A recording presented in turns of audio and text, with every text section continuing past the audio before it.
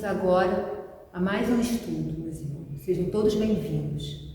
Vamos iniciar nossa prece.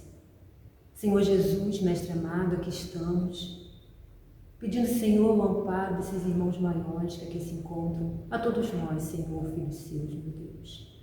Que essa misericórdia se estenda a todos que estão lá fora, sedentos de conhecimento, de amor, de carinho, e que sua misericórdia, Senhor, possa envolver a todos nós. Ser com cada um, em cada necessidade que tem, Senhor. Obrigada, Deus. Que assim seja, graças a Deus. E agora, vamos para o estudo. Muita paz a todos.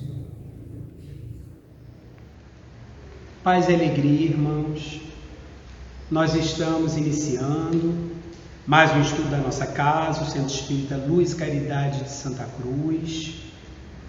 Nós hoje estamos dando início ao 7º mês do projeto educativo doutrinário Valorização da Vida. E hoje teremos como tema, conforme o slide que veremos a seguir, a vida pede passagem. E ao olharmos essas imagens e pensarmos, refletirmos sobre esse tema, a vida pede passagem, nós começamos a pensar, mas que vida é essa, né, que pede passagem, que necessita ter a sua continuidade? Será que é apenas a vida das pessoas, dos seres humanos? E nós vamos ver que não, que a vida de um modo geral, a vida de todos os seres vivos, todos eles pedem passagem, porque a natureza, essa criação maravilhosa de Deus, o meio ambiente, precisam prosseguir o seu ciclo de vida. E nós, seres humanos, temos um papel muito importante, fundamental mesmo nesse processo. E vamos ver isso também.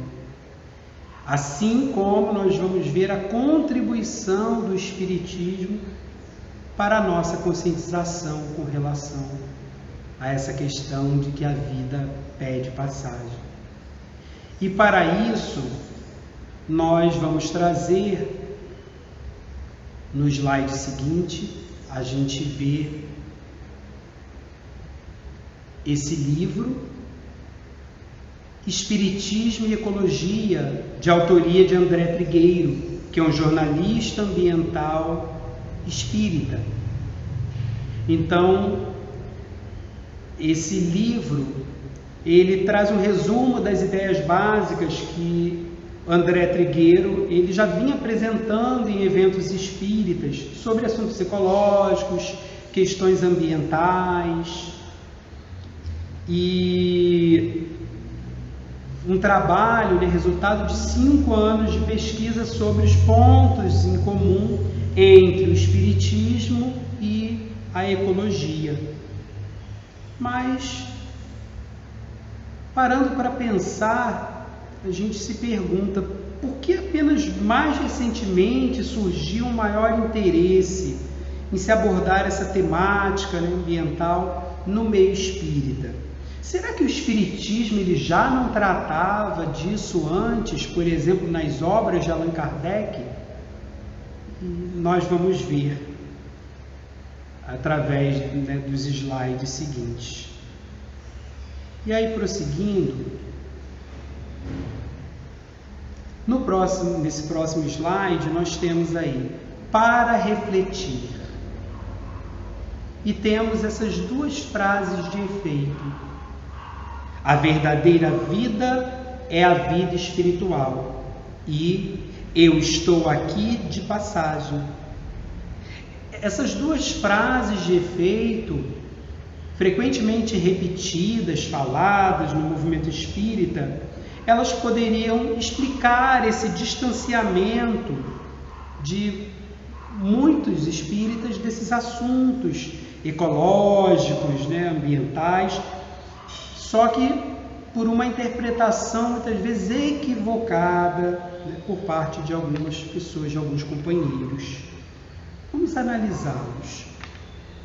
Quando se fala, e se pensa em a verdadeira vida é a espiritual, isso muitas vezes vem acompanhado de um certo desinteresse, uma desatenção e muitas vezes um completo desapego dos assuntos terrenos, inclusive dos assuntos ligados ao meio ambiente, à ecologia.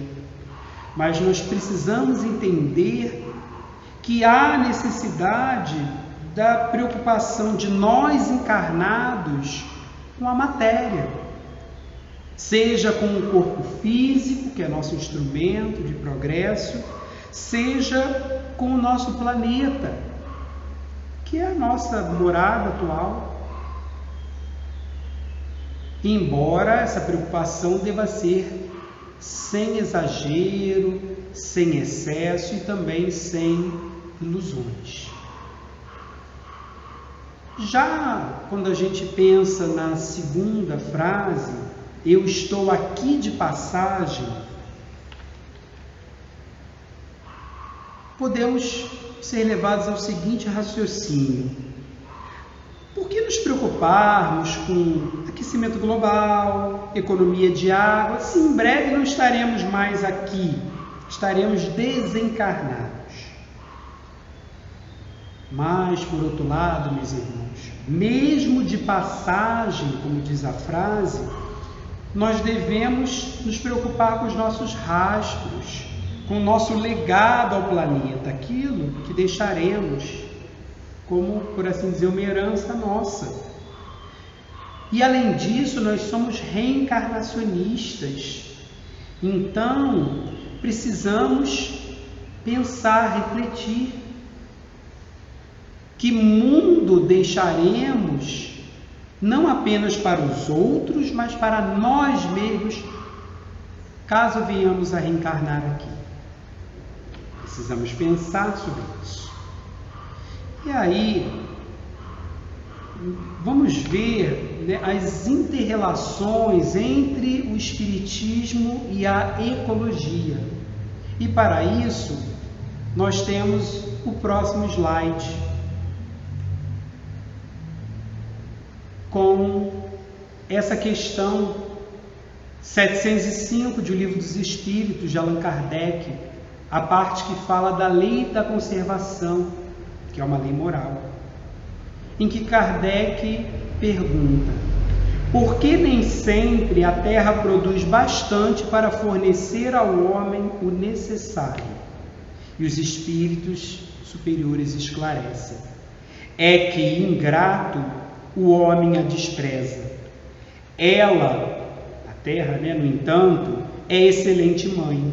Muitas vezes também ele acusa a natureza do que só é resultado da sua imperícia ou de sua imprevidência, do seu descuido. A Terra produziria sempre o necessário, se com o necessário soubesse o homem contentar-se. Se o que ela produz não lhe basta a todas as necessidades, é que ele emprega no supérfluo, ou seja, no desnecessário, o que poderia ser aplicado no necessário. Então, meus irmãos, nós vemos aí, através dessa colocação do Livro dos Espíritos, que a providência divina, através da natureza, fornece o necessário para a sobrevivência humana. O problema é que, insatisfeito, o homem quer fazer do supérfluo, daquilo que é desnecessário, uma necessidade. Então, é muito importante se discernir, se fazer essa diferenciação entre o necessário e o supérfluo. Tanto que é um dos itens dessa parte do Livro dos Espíritos, porque ao nos deixarmos levar pela questão do supérfluo, surge aí o problema do consumismo. E em que os produtos eles vão se tornando cada vez mais descartáveis. E aí nós temos, por exemplo, a troca constante de celular, de carro, o excesso de roupas, de bolsas, de calçados e por aí vai. Prosseguindo, no slide seguinte, nós temos aí essa outra questão do Livro dos Espíritos, já da parte da lei de destruição, da destruição, que é uma outra lei moral divina. A questão 728, quando Kardec indaga: é da lei da natureza a destruição? E os Espíritos esclarecem: preciso é que tudo se destrua para renascer e se regenerar, porque o que chamais destruição não passa de uma transformação que tem por fim a renovação e melhoria dos seres vivos. Mas nós precisamos entender de que tipo de destruição está se falando nessa questão do Livro dos Espíritos. Há uma necessidade muito grande, é importante se estabelecer uma diferença entre a destruição natural, que é a favor da manutenção e do aprimoramento da vida, pois já dizia Lavoisier, na natureza nada se cria, nada se perde, tudo se transforma, e a destruição humana, aquela que é provocada deliberadamente pelo homem, pelo ser humano, com impactos negativos sobre a natureza, o meio ambiente, que nós vamos ver ao longo do estudo. Não é à toa que nesse capítulo do Livro dos Espíritos nós temos justamente um item que fala sobre a destruição necessária e a destruição abusiva, que muitas vezes ocorre em relação à natureza, ao meio ambiente. Infelizmente, é uma realidade que nós vivemos. Mas, prosseguindo a nossa reflexão, no slide próximo, nós vamos falar um pouco sobre a sustentabilidade como um valor espiritual. Porque, às vezes, se imagina que é só uma questão para ecologistas, ambientalistas. Mas há um valor espiritual aí intrínseco, ligado. Vejam só, se somos a causa dos problemas, também é verdade que as soluções precisam partir de nós. É uma questão lógica. Problema de origem moral. E que problema é esse? Como é possível ostentar a abundância onde ainda haja tanta escassez? Então nós percebemos que o ser humano ele precisa assumir a sua responsabilidade no processo de degradação ambiental, como responsável direto por isso, repensando essa sua relação com o meio ambiente, muitas vezes nociva, prejudicial, destrutiva, para que ele possa cumprir o seu papel de colaborador de Deus. Afinal, nos lembramos da questão 132 do Livro dos Espíritos, quando Kardec pergunta sobre o objetivo da encarnação, e os Espíritos falam não apenas sobre o progresso, mas também mostram que a encarnação oportuniza ao homem, ao ser humano, cumprir a parte dele na obra da criação. Então precisamos fazer a nossa parte da obra da criação, na obra divina. E dentro dessa parte que nos cabe está o zelar por essa obra, cuidar dela, preservá-la, para que possamos usufruir dos benefícios que ela nos oferece.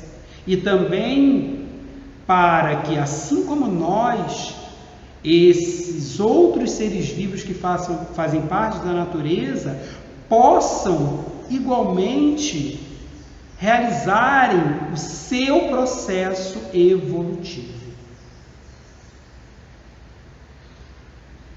Mas para isso, há uma necessidade grande e urgente de se combater o egoísmo, aprendendo a se pensar no outro. E quando falamos no outro, não só nas outras pessoas, mas nos outros seres vivos, nos demais elementos da natureza.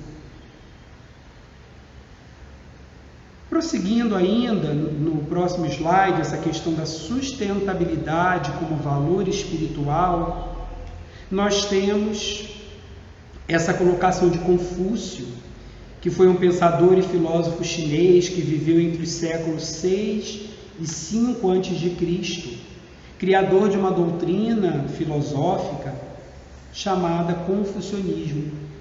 E Confúcio nos diz isso: se você tem metas para um ano, plante um arroz. Se você tem metas para 10 anos, plante uma árvore. Se você tem metas para 100 anos, então eduque uma criança. Se você tem metas para 1000 anos, então preserve o meio ambiente.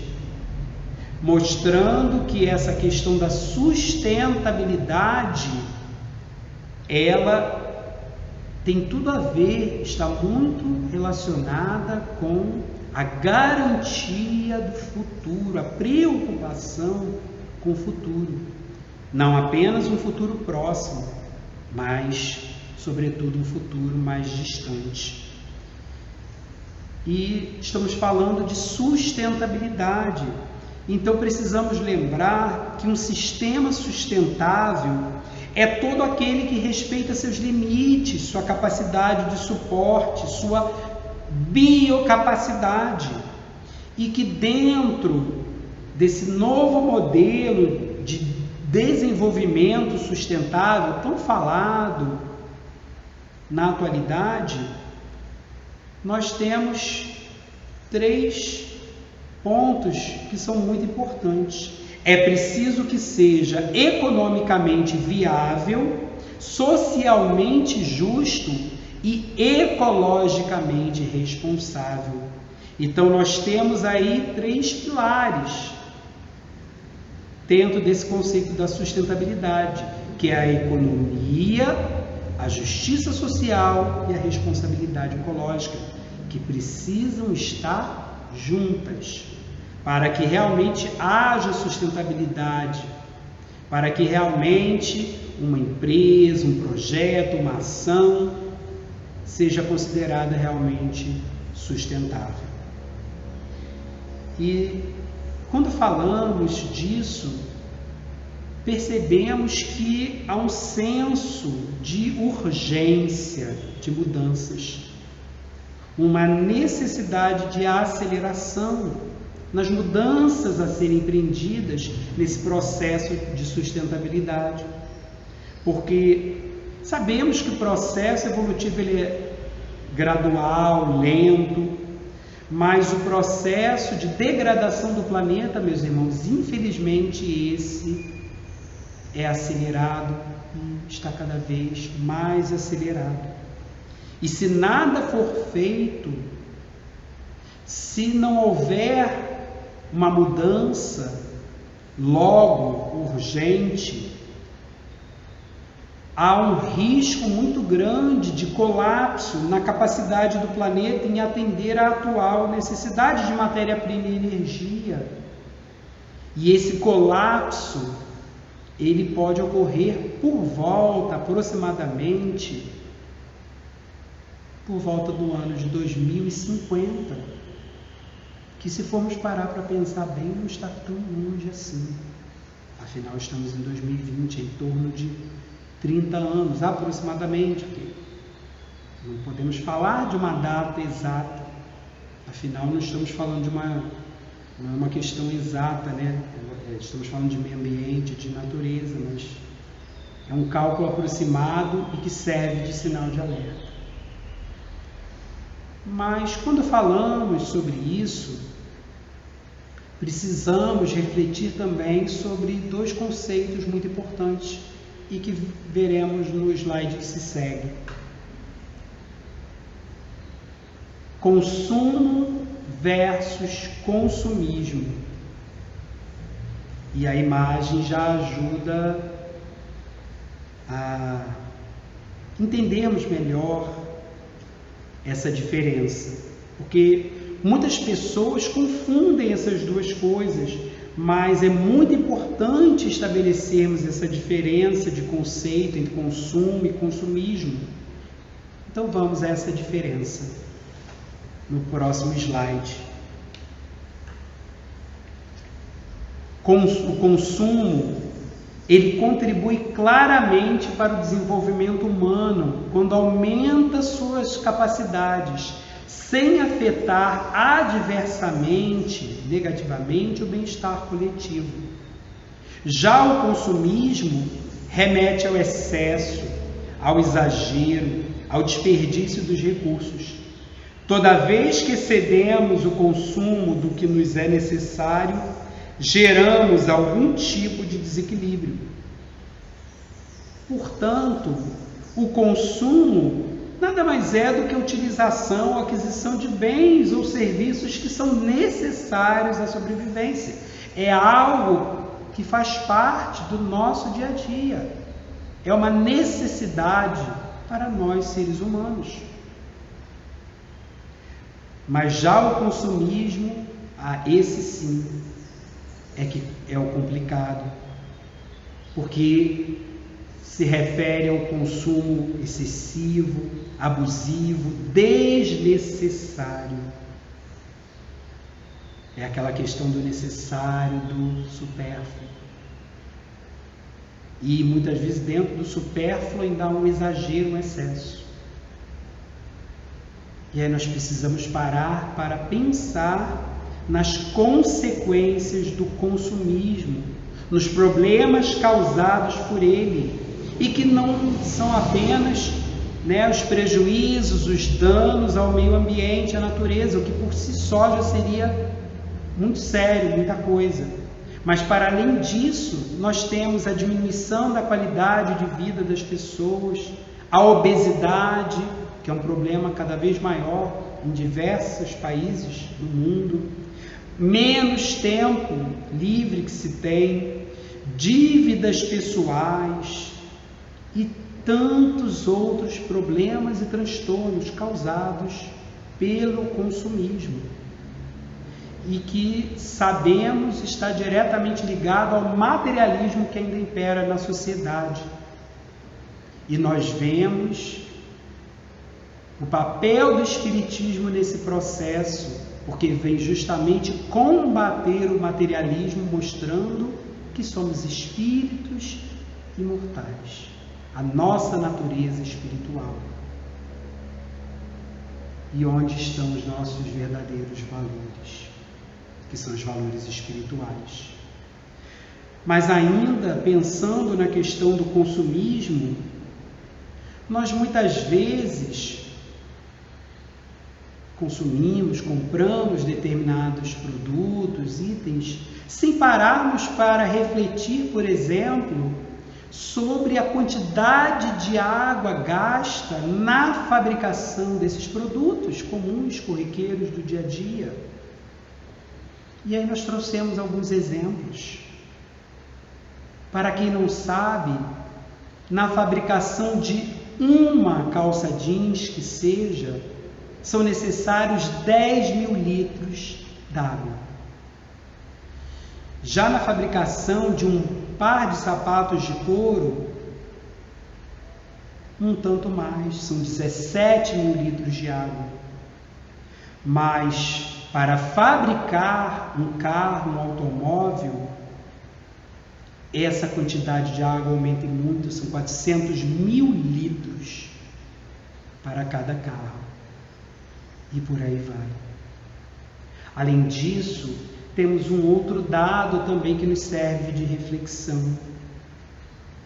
o gasto mundial em perfumes e cosméticos, ele bastaria para eliminar a fome de 800 milhões de pessoas. Então, é algo muito sério para realmente fazer pensar, refletir. E dentro dessa reflexão, no próximo slide, temos esse questionamento reflexivo que realmente precisamos nos fazer. Será que realmente necessitamos de tudo que consumimos? É uma reflexão constantemente necessária e que nós percebemos que não. Quando vemos esses casos de oniomania, nessa figura ao lado, que é o consumo compulsivo. E nós temos o Espiritismo nos conscientizando, meus irmãos, quanto à necessidade de desapego dos bens materiais, de uso e não abuso deles. Ou seja, um convite ao consumo consciente em vez do consumismo, desse consumo exagerado, excessivo. E fica aí um alerta para nós do cuidado com relação a essa oniomania que nós vimos no slide, a esse consumo compulsivo, esse vício de comprar, de adquirir coisas, muitas vezes desnecessárias e até mesmo sem a menor utilidade. E nós trouxemos, inclusive, alguns exemplos dessa oniomania, como o caso de Maria Alice, uma publicitária que vive comprando sapatos e bolsas sem a menor necessidade. Muitas vezes sem nem conseguir usar tudo aquilo. E cuja estante está cheia de livros que ela jamais leu, inclusive sem espaço para colocar livros novos, pois ela continua comprando mais e mais livros. Temos também o caso de Flávio, um engenheiro que comprou nada mais nada menos do que 6 TVs e mais uma geladeira além da que tinha para guardar tudo que comprava no supermercado, porque na sua geladeira já não cabia tanta coisa de uma vez. E finalmente trazemos também a situação de Fernando, um bancário que tem 16 ternos, todos quase iguais, muito parecidos entre si, e que em 6 meses comprou 5 celulares diferentes, e que nesse processo de oniomania, de consumo compulsivo, se encontra atolado em dívidas, já tendo estourado o limite do cheque especial e necessitado de cada vez mais empréstimos bancários. E será que é isso que queremos para nós? Será que é para isso que estamos aqui, encarnados, na Terra, no mundo material? Precisamos refletir. Mas temos ainda nesse slide que vem agora mais algumas informações importantes. Dados e causas. As pesquisas apontam que já chegam a 3% os compradores compulsivos com essa patologia, a oniomania, que é uma patologia, uma doença. A pessoa compra por impulso, sem estar precisando daquele produto, para compensar a angústia e diminuir o desconforto físico e psicológico. Logo após a compra, ela sempre se arrepende. Normalmente, essas pessoas são viciadas em consumo descontrolado e estão sempre devendo. Nós vimos isso no caso anterior do Fernando. E em relação a essa questão psicológica de que falou esse slide, O espírito Joana de Ângeles, em sua série psicológica, já nos alerta em relação a isso, nos mostrando que essa aquisição descontrolada de bens materiais muitas vezes para tentar preencher um vazio existencial, um vazio interior. Mas isso não adianta, meus irmãos, porque enquanto espíritos imortais que somos, a nossa essência é espiritual. Então nós precisamos nos preencher de bens espirituais, de valores morais, que são os únicos capazes de satisfazer realmente as necessidades da alma. E é nisso que precisamos pensar. Dentro ainda desse processo de consumismo, o próximo slide nos lembra da influência da mídia que precisa ser levada em conta. E essa imagem do slide é bem significativa, porque nós percebemos que na sociedade de consumo, os publicitários eles desempenham uma função estratégica de despertar novos desejos a cada propaganda, usando diferentes mídias, diferentes meios de comunicação para alcançarem o mesmo objetivo, que é o de vender um novo produto ou serviço para um determinado público-alvo de consumidores, especialmente crianças e adolescentes, que são o público consumidor preferido, né, das propagandas e publicidades de um modo geral. E nós vemos com pesar cada vez mais as crianças substituindo o brincar pelo consumir.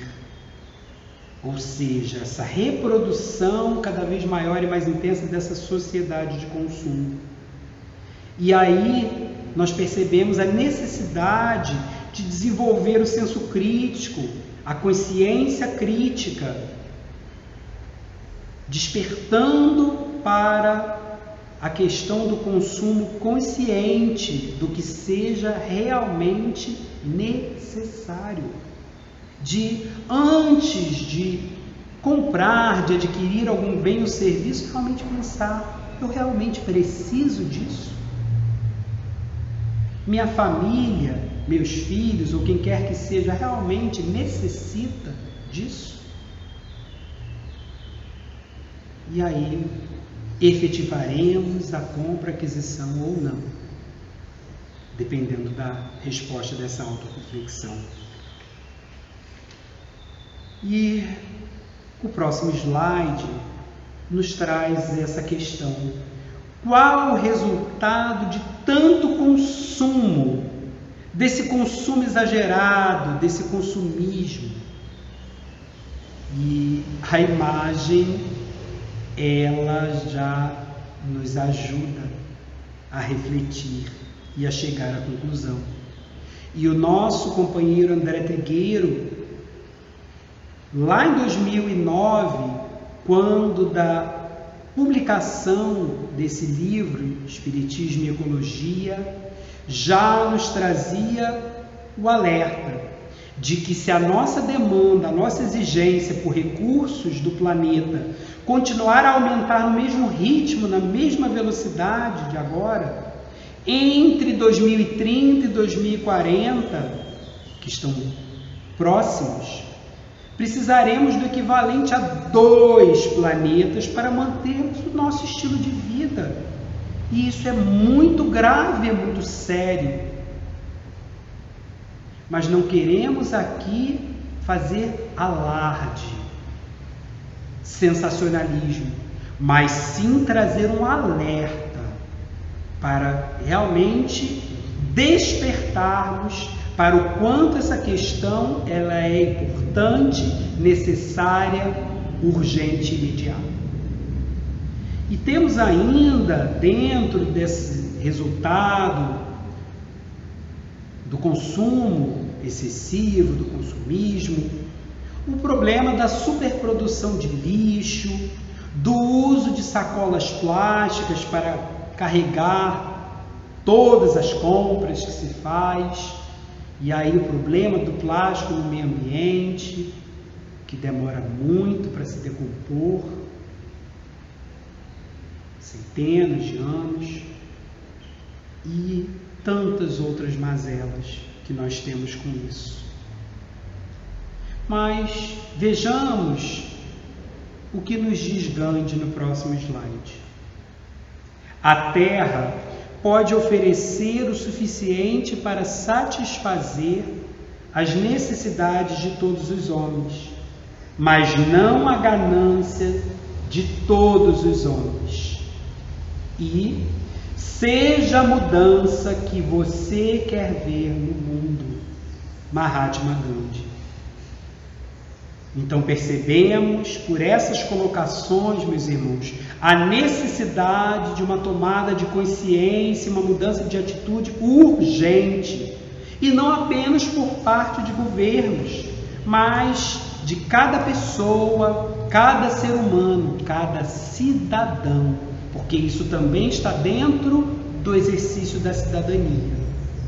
E aí, chegando a essa conclusão de que temos que fazer a parte que nos cabe, o próximo slide, ele nos traz pequenas atitudes que fazem toda a diferença, mostrando a parte que nos cabe em nosso dia a dia, para colaborarmos na preservação do meio ambiente, seja ao evitar desperdício de água, energia elétrica, como mostra a imagem, de alimentos e qualquer outro tipo de desperdício de recursos naturais.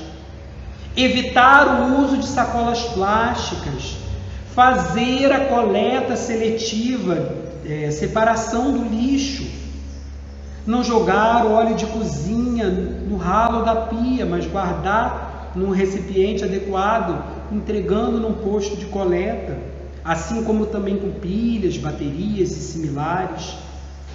Evitar o uso de produtos aerossóis, aerossóis spray como desodorante, que contenham CFC, o clorofluorcarbono, que destrói a camada de ozônio.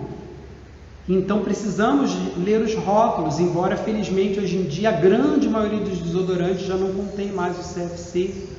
Uma vitória, uma conquista em favor do meio ambiente. E tantas outras atitudes, muitas vezes que parecem simples, pequeninas, mas cujo resultado é imenso.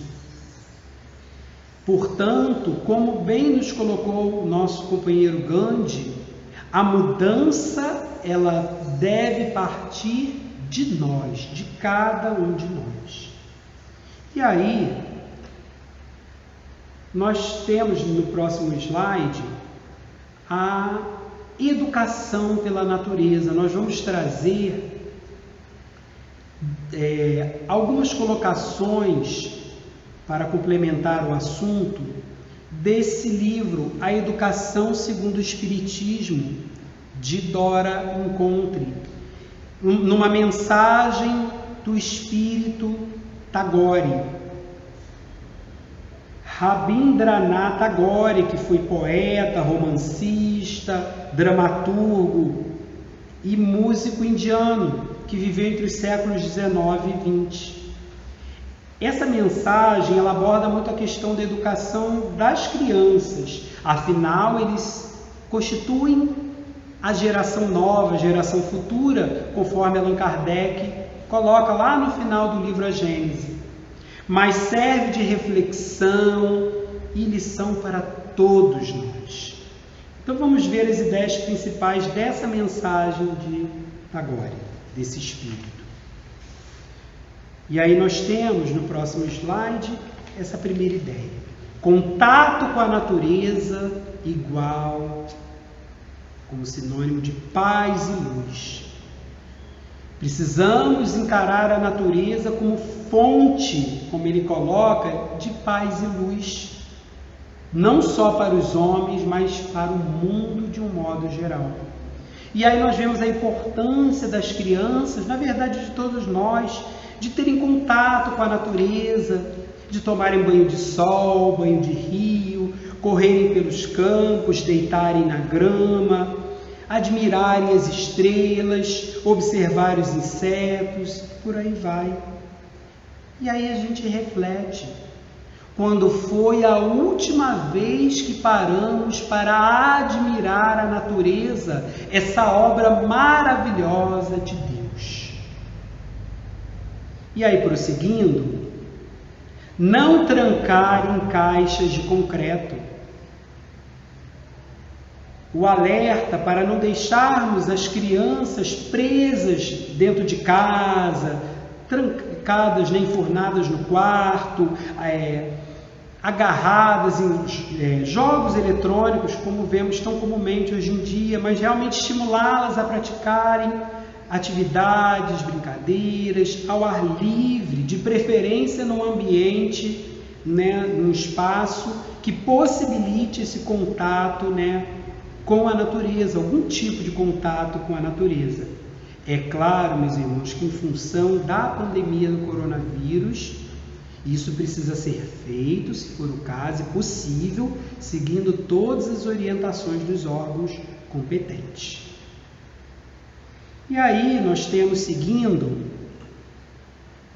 a questão do amor ligado às descobertas naturais. Porque é o amor que se manifesta pelo apoio, atenção e estímulo a essas descobertas naturais, ao aprendizado com a natureza e também ao desenvolvimento da autonomia, da independência, através das diferentes experiências de vida. É muito importante. E prosseguindo no próximo, nós temos aí a educação através da natureza, muitas vezes ajudando na formação de crianças artistas, crianças cientistas, futuros reformadores, líderes religiosos ou espirituais. E aí o Tagore nos esclarece que as crianças artistas, por conseguirem encarar a natureza como um meio de conexão com o Deus poeta, que criou o poema da vida, o Deus músico, através da melodia dos bosques, o Deus pintor, que percebido através de luzes e cores em todo o universo. As crianças cientistas, que precisam se debruçar sobre o livro da natureza, para saber interpretar as leis naturais, sejam elas leis materiais ou espirituais. Os futuros reformadores da sociedade humana, mergulhados na harmonia do cosmos. E os líderes religiosos e espirituais que compreendem que não há melhor templo que o da natureza, ampliando essa visão de Deus, do nosso Pai Criador de todas as coisas. Prosseguindo, Tagore nos lembra sobre os problemas ecológicos, ambientais, nos advertindo que ninguém cuida do que não conhece. Então, é o trabalho de conscientização das crianças e, na verdade, de todos nós, com relação aos problemas ecológicos, ambientais, baseado numa educação não só em meio à natureza, mas pela natureza e com a natureza, em perfeita integração com ela, despertando na criança o amor à natureza. Afinal, quem ama, cuida. Seguindo, ele nos coloca que ferir a natureza seria igual a ofender a Deus e a si mesmo. Portanto, irmãos, precisamos tomar consciência de que quando alguém destrói ou prejudica a natureza, o meio ambiente, está desrespeitando a Deus enquanto Criador de tudo que existe na natureza. E também desrespeitando a si mesmo. Afinal, o ser humano é parte da obra da criação divina. Aliás, podemos dizer que o ser humano é a obra-prima da criação de Deus. Mas isso não deve ser motivo de orgulho, mas sim de responsabilidade, no seu papel de co-criador, de colaborador de Deus. E, caminhando para o final da mensagem de Tagore, esse espírito, ele nos fala sobre salvar o planeta. E aí ele cita o que ele chama das crianças guardiãs do planeta, da Terra. Porque nós percebemos cada vez mais crianças conscientes da sua responsabilidade para com o futuro do planeta, preocupados com a sua preservação, engajadas nesse processo de preservação da natureza, do meio ambiente, firmando um compromisso com relação a isso. E aí precisamos refletir, mas e nós adultos nessa situação? Será que nós estamos fazendo o nosso papel, estamos fazendo o suficiente para evitarmos o pior, conforme comentamos anteriormente? Porque, afinal de contas, qual é o sentido de termos um planeta totalmente degradado, destruído e sem a presença humana, que é o risco que se corre? Precisamos pensar. E aí nós temos esse último slide nos lembrando de Jesus enquanto governador espiritual da Terra, aquele que presidiu, coordenou a formação do nosso planeta. Será que o Mestre, ele está contente, satisfeito com o que o ser humano vem fazendo com o planeta Terra?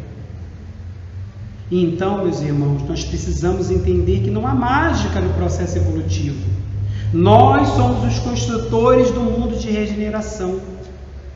E ao reencarnarmos aqui na Terra, mundo de regeneração, se ainda quisermos encontrar água doce, ar puro, solo fértil, menos lixo e um clima estável, devemos agir agora, sem perda de tempo. Afinal de contas, que mundo deixaremos, não apenas para os outros, mas igualmente para nós mesmos, ao aqui reencarnarmos? E para finalizarmos o nosso trabalho, nós trouxemos uma música da banda Alma Sonora, intitulado Canção de Amor ao Planeta. E logo após a música, faremos a nossa prece de encerramento. Vamos à música então.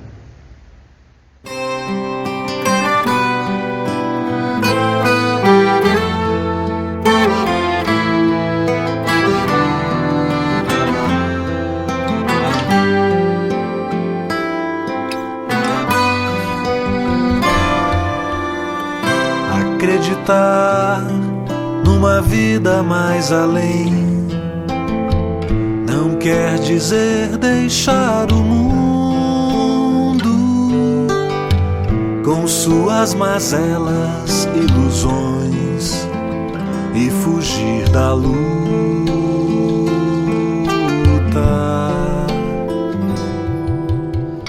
Acreditar numa vida mais além, transformação aqui e agora. Já dizia a canção, quem sabe faz a hora. Quero um planeta melhor, quero um planeta planeta melhor.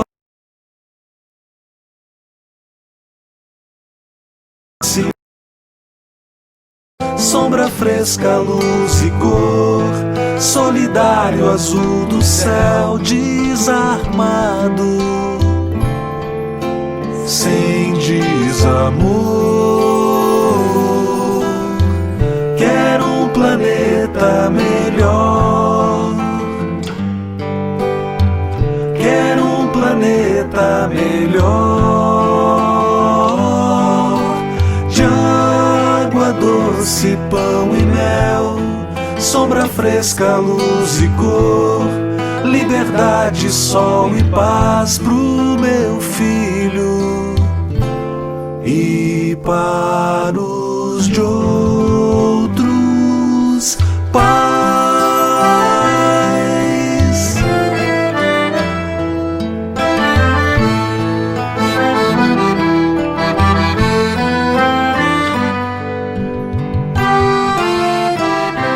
Acreditar numa vida mais além, transformação aqui e agora. Já dizia a canção, quem sabe faz a hora. Quero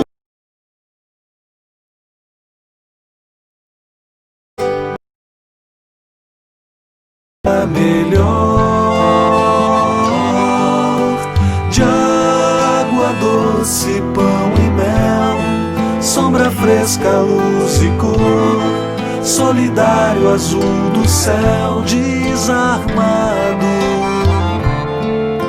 sem desamor. Quero um planeta melhor, quero um planeta melhor, de água doce, pão e mel, sombra fresca, luz e cor, liberdade, sol e paz pro meu filho e para os de outros. Quero um planeta melhor, quero um planeta melhor, de água doce, pão e mel, sombra fresca, luz e cor, liberdade, sol e paz pro meu filho e para os de outros pais.